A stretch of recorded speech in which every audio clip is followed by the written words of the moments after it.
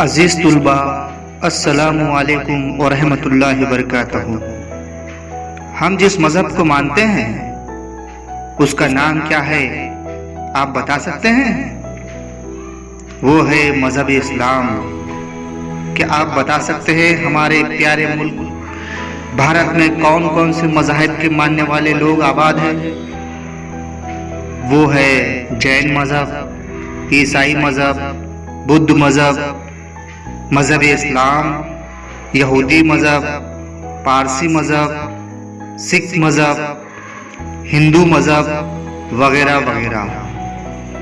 अज़ीज़ तुलबा, आज दुनिया में भी बहुत सारे मज़ाहिब के मानने वाले लोग आबाद हैं।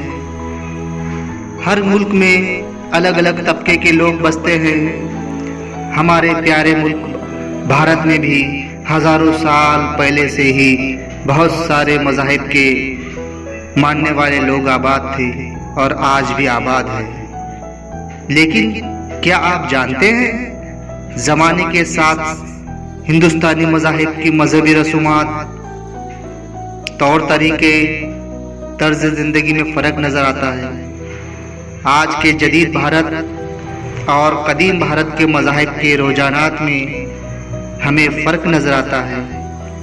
तो आइए आज हम जमात शशुम के तारीख़ की किताब से 5वां सबक कदीम भारत में मजहबी रुझानात पर रोशनी डालेंगे।